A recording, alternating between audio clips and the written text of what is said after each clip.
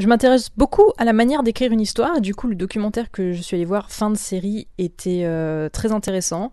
Au lieu d'adopter un point de vue un peu froid et distant du sujet, il s'est permis de faire un peu d'humour avec les spectateurs. Du coup c'était assez sympathique de voir que on traitait d'un sujet, donc de comment on termine une série à l'écran. En gros, parler des épisodes finaux avec un petit peu de recul, un petit peu d'humour. C'était vraiment, vraiment pas mal comme prise de position, j'ai trouvé. Donc c'est un documentaire qui va aborder l'attachement émotionnel des personnes, des spectateurs, à une série. Un attachement qui peut être intense et qui peut durer même plus longtemps que certaines relations amoureuses, puisqu'une série peut s'étendre sur des années, des dizaines d'années. Et dans notre vie, à part la famille, parfois des amis, on n'a pas forcément des relations aussi durables. Et donc du coup, quand la série se termine, on peut entrer dans une période de deuil, de déni, de colère. On peut se sentir vraiment très mal ou espérer encore qu'une autre saison sorte. Donc du coup, ce documentaire nous parlait non seulement de ces attachements émotionnels, mais se pose également la question de qu'est-ce qui fait une fin satisfaisante. Comme dans un roman, personnellement, je pense que et ce qu'ils ont dit aussi, c'est que une fin satisfaisante apporte des réponses et elle tient ses promesses. Donc ça, c'est quelque chose que disait le réalisateur de Breaking Bad, c'est que dans le premier épisode de la série Breaking Bad, dans les 20 premières minutes, on apprend que le protagoniste a un cancer et va mourir dans quelques mois. Donc ça, c'est le postulat de base, il n'y a pas de série sans ça. Sa promesse, c'est qu'il va mourir. Et à la fin du dernier épisode, il faut qu'il meure, du coup. Ils avaient pensé à faire des fins alternatives. Ils disent qu'une des fins auxquelles ils avaient pensé, c'est que tout le monde meurt sauf lui, ce qui aurait été assez ironique. Cependant, c'était pas la promesse qu'ils nous ont faite, c'est pas la raison pour laquelle tout se déroule. Du coup, on aurait été un petit peu volé de cette promesse. Après, ils n'étaient pas obligés de la respecter au pied de la lettre. Ils n'étaient pas, par exemple, obligés de le laisser mourir de son cancer ou pas. De toute manière, là, vous savez pas en fait. Si vous l'avez pas vu, vous savez pas comment il meurt. Vous savez juste que ça arrive et que voilà, c'était une des raisons pour laquelle cette fin est aussi bonne, c'est qu'elle a tenu ses promesses, elle a donné les réponses, on sait ce qui arrive plus ou moins, on peut deviner ce qui arrive à tous les personnages ensuite.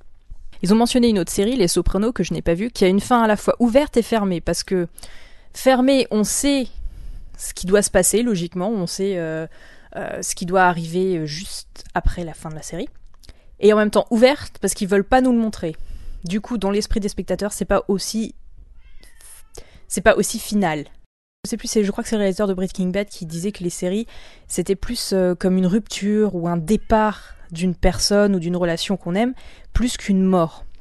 Et c'est ça, c'est un attachement qu'on noue sur plusieurs années à des personnages et à une intrigue qui se termine et qui va se terminer en étant symbolisé par des voitures qui s'en vont, beaucoup la métaphore de la route, voilà, le fait de s'en aller, de se quitter.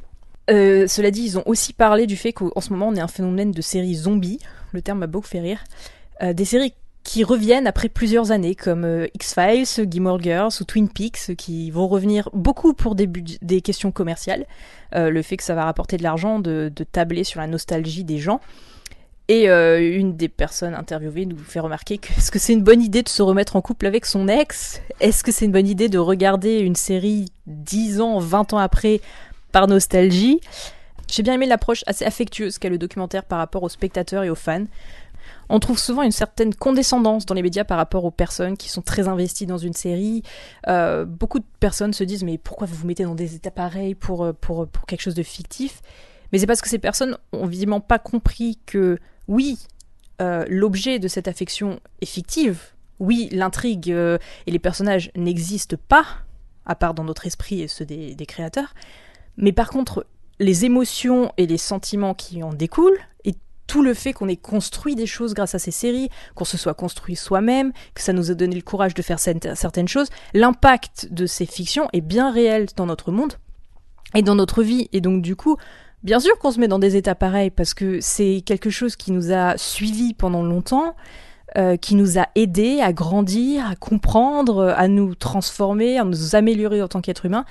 Et je trouve que ce documentaire n'a pas du tout la condescendance de certaines personnes qui pensent comme ça, justement, qu'il est assez humoristique, assez affectueux, qui se positionne en tant que spectateur qui aurait aussi vécu ça. Et du coup, c'est une approche que j'ai beaucoup aimée. Ce documentaire était très sympathique. Donc ouais, si vous avez l'occasion, n'hésitez pas à regarder, il était vraiment pas mal. Allez, salut!